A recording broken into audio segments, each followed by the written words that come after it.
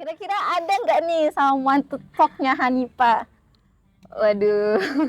Ada apa enggak?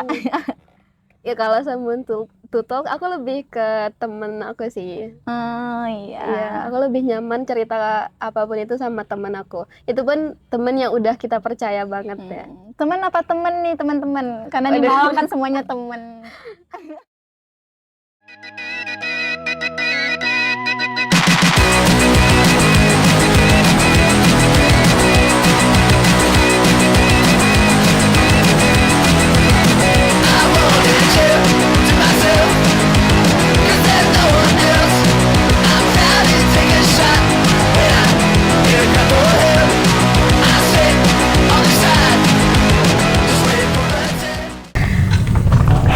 Halo Sobat Kampus, balik lagi di Surau, Suara Rantau IKPM Lombok Timur, Malang Raya.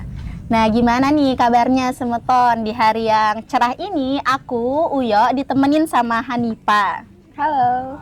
Hanipa, gimana kabarnya? Aku baik sih ini. Kalau boleh tahu Hanipa ini semester berapa sih? Aku baru semester 3 kebetulan. Hanipa semester 3, kalau aku Iya. semester 7. Pas banget nih sahabat rantau, kita kulik-kulik nih pengalaman mahasiswa awal dan mahasiswa akhir. Gimana? Iya, oke. Gimana nih kabar perkuliahan, organisasi dan segala macamnya? Wah, akhir-akhir ini sih aku ngerasa low bad banget ya Kak. Soalnya kayak semester 3 ini beda banget sama semester sebelumnya. Betul. Mungkin karena semester yang lebih tinggi, terus tugasnya jadi Numpuk, iya, jadi banyak. bener. Terus tugas-tugasnya itu numpuk sama deadline-deadline-nya itu semuanya kayak berdekatan gitu. Terus seminggu lagi juga bakal ada ujian. UTS ya. seminggu Jadinya lagi. itu membuat kepalaku rasanya penuh banget. Kurang lebih sama ya untuk mahasiswa semester akhir, walaupun teman-teman taunya kita cuma ngerjain skripsi, bimbingan. Sebenarnya enggak, sebenarnya sama aja ya. Ada tugas, ada hal yang harus dikejar dengan deadline-nya. Nah, kalau kita ngomongin hal itu tuh kayak nggak lepas kita ngomongin tentang tekanan kita sebagai mahasiswa, khususnya di akademik nih, sahabat rantau. Kalau dari aku sendiri ya, Hanipa, Gimana Kak? ya. Kalau dari mahasiswa semester akhir. Untuk tekanan akademik mahasiswa semester akhir nggak jauh beda ya, tentang skripsi, kejar deadline, bimbingan, ngerti mood dosen segala macem kayak gitu di mahasiswa semester akhir. Dan tekanan akademik yang aku rasakan itu lebih ke dua hal ya. Kalau aku lebih ke tuntutan sama ekspektasi. Ini yang berusaha aku sinkronkan gitu. Gimana ya buat tuntutan dan ekspektasi ini bisa dikejar dengan waktu yang seadanya ini kayak gitu. Nah, kalau Hanipa sendiri gimana? Kalau dari aku, ya seperti yang aku bilang tadi ya, mungkin cuma dari tugas dan ya tugas yang deadline-nya itu berdekatan semua. Terus tapi mungkin bukan dari tugas saja ya, mungkin dari pressure sosial juga. Betul. Itu ngaruh banget dari mungkin ekspektasi orang tua tentang IPK kita. Iya, betul. Itu juga jadi pressure buat kita. Iya, punya pressure tersendiri lah tentang ekspektasi orang tua. Namanya kita kan di sini masih dibiayai oleh orang tua gitu. Nah, yang dibilang Hanipa tadi itu betul, ada pressure dari sosial juga ya, berarti entah itu dari orang tua dan pertemanan. Gimana nih pertemanan mahasiswa rantau di Malang ya, sahabat Surau? Kira-kira gimana nih Hanipa? Kalau membicarakan tentang pertemanan mungkin itu tergantung dari kita pribadi lagi ya Kak. Kalau dari aku pribadi, alhamdulillah aku dapat pertemanan yang suportif. Untungnya ya Kak. Soalnya aku ngerasa kalau teman-teman aku di sini tuh support aku banget. Apa yang aku lakuin selalu disupport. Terus apalagi kalau ada tugas itu kita selalu ngerjain bareng sih Kak. Tapi mungkin kalau di kelas itu kadang ke pressure juga sama teman-teman yang kayak lebih bisa dari kita. Mereka lebih ya punya kemampuan yang lebih lah dari aku gitu. Itu membuat sedikit pressure sih. Oh iya betul sih. Pertemanan itu juga penting banget ya kita sebagai mahasiswa rantau. Apalagi kalau dapat temen yang suportif itu tuh salah satu poin lah kita untuk ngerantau gitu, temen yang ngedukung kayak gitu. Karena kan kita di sini mau nggak mau harus beradaptasi kan dengan lingkungan baru, nyari teman, beradaptasi dengan orang-orang baru, memahami tentang kepribadian mereka, gimana cara mereka bersosial kayak gitu ya Hanifah. Nah, kalau dari itu kan dari pertemanan sendiri. Betul. Dari Hanifahnya sendiri kayak sering nggak sih mempertanyakan diri kayak dengan tekanan yang banyak ini, aku nih apa ya, aku nih gimana? Sering nggak mempertanyakan gitu? Kalau sering sih enggak ya Kak, tapi kalau pernah sih kayak pas aku mulai kayak ke pressure sama sosial atau sama akademik itu sendiri, aku kayak kadang mempertanyakan, aku bener nggak ya milih jurusan ini, aku cocok nggak ya sama jurusan ini, kayak gitu Kak. Kalau dari Kakak sendiri ini gimana? Kalau dari aku sendiri sampai di titik semester ini ya, semester ini udah nggak ada pertanyaan kayak gitu karena ya udah sampai semester 7 udah skripsi. Tapi kalau kita flashback ya, aku pernah mempertanyakan diri itu di semester 5. Semester 5. Iya, karena di semester 5 itu transisi banget. Khususnya aku ya di psikologi ya. Transisi banget untuk memilih jurusan track yang sesuai dengan kita. Nah, itu ada struggle di situ. Aku pilih apa ya? Soalnya kan itu nentuin banget ya ke depannya. Kayak gitu sih. Cuma itu yang bikin aku mempertanyakan diri, bener nggak ya aku pilih hal ini ke depannya? Bener nggak ya kayak gitu. Kalau boleh tahu kenapa Kakak sampai mempertanyakan diri tentang bener nggak Kakak milih jurusan itu atau gimana? Kalau itu kan datang dari aktivitas dan pengalaman yang udah dilakukan kan. Nah, dari itu kayak kadang nih sebelum tidur biasanya insomnia. Pasti teman-teman juga sering nih ngalamin insomnia, kepikiran hal-hal yang tiba-tiba overthinking. Nah, itu yang bikin overthinking itu kayak jadinya bener nggak ya aku pilih jurusan ini? Bener nggak ya aku berteman sama ini? Jadi banyak banget pertanyaan yang berkecamuk di kepala kayak gitu. Lebih ke itu sih. Terus kalau Hanifah gimana nih nanggepin? Sering ini nggak? Sering overthinking, insomnia, sering nggak? Kalau overthinking aku jarang sih Kak. Tapi lebih ke rasa anxiety itu sendiri. Lebih kecemasan. Dan kalau kau ya gimana? Kalau kita ngomongin kecemasan, apalagi mahasiswa banyak banget kan burnout, ada stres, ada prokrastinasi, banyak banget yang kita alamin sebagai mahasiswa.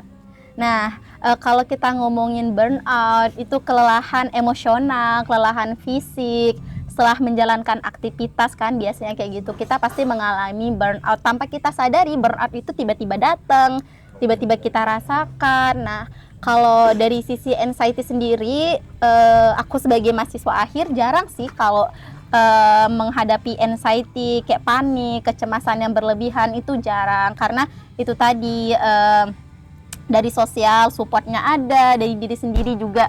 Udah ngerti nih, aku udah semester 7, udah skripsi, ya udah fokus aja di skripsi ini. Hal yang terjadi ya udah dihadapin, nggak terjadi ya udah ngapain untuk dipikirin, lebih ke itu sih kayak gitu. Kalau burnout tadi ya, nah di sisi lain ngerjain skripsi itu nggak enaknya karena ini aku bagi pengalaman ya teman-teman, ke Hanifah juga. Ngerjain skripsi kan ngerjain itu terus menerus tanpa aktivitas yang lain. Nah itu kadang bikin aku burn out, males, motivasinya hilang, ini terus gitu.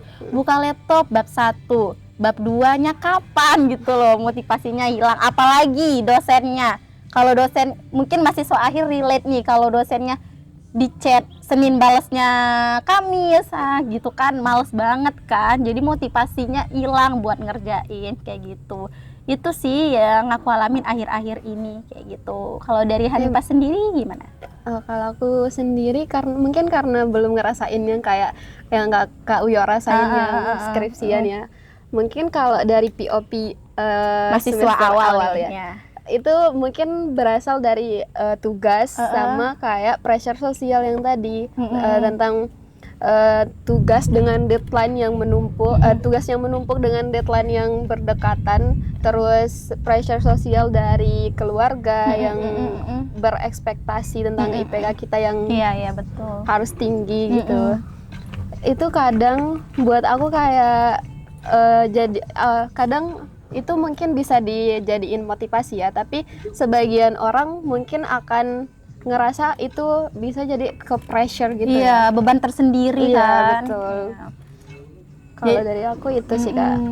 Jadi itu tuh tergantung kita gimana menyikapinya ya sahabat Iya, surau. betul.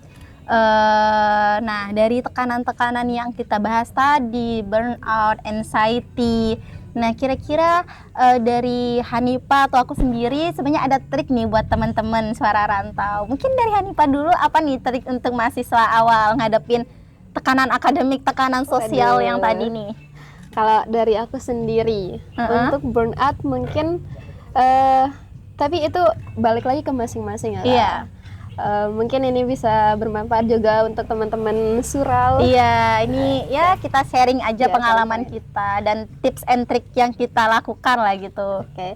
Kalau dari aku pribadi, mungkin untuk menyikapi burnout itu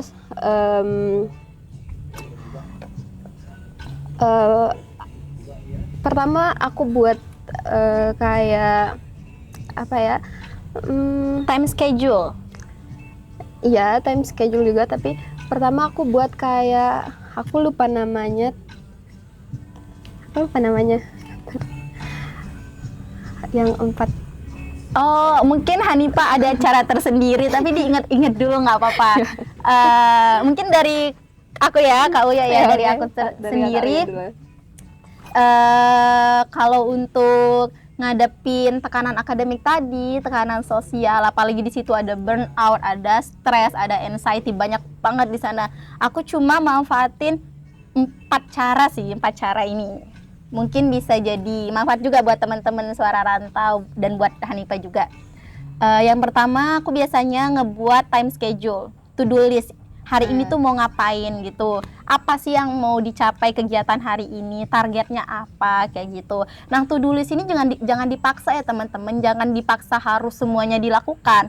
Semisal to-do list teman-teman itu 5, dan di waktu itu di satu hari itu harus banget 5 kegiatan itu diselesaikan, nggak harus sih teman-teman. Yang penting teman-teman tahu nih hari ini mau ngapain kayak gitu. Nah, setelah to-do list, karena kan kita butuh waktu kan. Nah, di situ setelah to-do list, aku biasanya yang kedua ngelakuin time management. Time management ini sangat penting ya teman-teman, bukan entah itu mahasiswa rantau siapapun itu. Kita sangat memerlukan waktu dan mempergunakan waktu itu dengan sebaik-baiknya gitu. Setelah time management, aku biasanya meluangkan waktu untuk melakukan hal-hal yang menyenangkan, kegiatan yang menyenangkan dan bikin aku tuh lebih semangat kayak gitu. Terlepas dari to-do list kegiatan utama tadi ya, aku biasanya ngelakuin hal-hal yang menurut aku menyenangkan, datengin semangat, datengin motivasi kayak gitu. Entah sekedar nongki, olahraga, ketemu teman, gosip dan segala macam, itu tuh salah satu cara kayak gitu. Nah, setelah ketiga ini, kalau emang dari aku sendiri datangnya ketiga ini, dan aku juga butuh banget support sosial, support system kayak gitu dari lingkungan sekitar, apalagi sebagai mahasiswa rantau, khususnya dari orang tua. Kan kita ngerantau nih, sekedar dengar telepon dari orang tua itu juga udah bikin kita tenang, kayak curhat ke orang tua, ini habis ini gini kayak gitu. Dari orang tua itu itu penting banget gitu sebagai mahasiswa rantau. Nah, selain sama orang tua, kan kita di sini sama teman-teman. Jadi kita perlulah beradaptasi, apalagi kita kan di sini anak Lombok nih, kita punya organisasi kayak gitu, kita punya wadah lah buat kita bareng. Kayak aku sama dia, aku punya kepribadian yang sama, mungkin kayak bahasa yang sama, itu juga jadi support system kita untuk kembali buat semangat kayak gitu. Terus setelah support system itu amit-amit ya kalau stressor ini, tekanan ini sampai kepada hal-hal yang bikin sakit, udah di luar kendali, biasanya aku tuh nyari tenaga ahli kayak gitu. Orang yang lebih bisa kayak kayak psikolog psikolog ya, gitu. kayak konselor kayak gitu. Tapi alhamdulillah sampai hari ini nggak sampai ya aku ke tahap itu kayak gitu, jangan sampai juga. Aku sih itu aja, sederhana tapi semoga bermanfaat juga buat teman-teman suara rantau. Itu buat ngatasin burnout. Iya, itu buat ngatasinnya tekanan akademik, burnout, stres, itu sudah include sih menurut aku. Dan itu udah worth it banget kepake di aku. Mungkin teman-teman juga bisa jadi acuan atau apa gitu bahasanya gitu. Kalau dari Hanifah sendiri gimana nih? Itu bermanfaat banget sih Kak. Iya. Yang Kakak sebutin tadi mungkin aku juga bisa pakai Iya, ke bisa. depannya. Kalau aku dari sini, kalau aku dari Iya. aku sendiri, mungkin lebih ke apa namanya? Ya time schedule juga, Iya. time schedule kayak ngurutin pekerjaan mana yang lebih penting Prioritas dulu, ya. prioritas. Terus sama kayak Kak Uyo tadi mungkin pergi healing sama teman, istirahat terutama. Iya, Kalau betul, udah istirahat. ngerasa kayak penuh banget nih, aku udah nggak bisa lagi ngerjain tugas atau apapun itu. Social baterainya udah lowbat banget Iya, nih betul. ya. Jadinya aku istirahat. Aku nggak bakal paksain diri aku. Iya, betul. Istirahat penting juga. Iya. Kalau dari Kak Uya sendiri, gimana caranya ngatasin kecemasan? Kalau ngatasin kecemasan, tergantung ya cemasnya itu Karena apa? karena apa, penyebabnya apa. Untuk ngatasinnya nggak melulu pada saat itu gitu loh.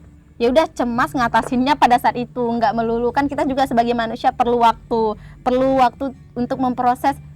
Kenapa ya aku bisa cemas? Kenapa ya tadi? Biasanya aku tuh kayak tipe orang yang pada saat itu cemas, tapi pada saat itu nggak bisa ngatasin secara langsung gitu loh, Hanifah. Oh, kalau ya berarti butuh waktu. Iya, aku biasanya butuh waktu untuk kayak menyendiri. Iya, biasanya aku bukan tipe yang menyendiri juga. Aku tuh tipe yang kayak butuh teman, butuh yang rame-rame gitu loh.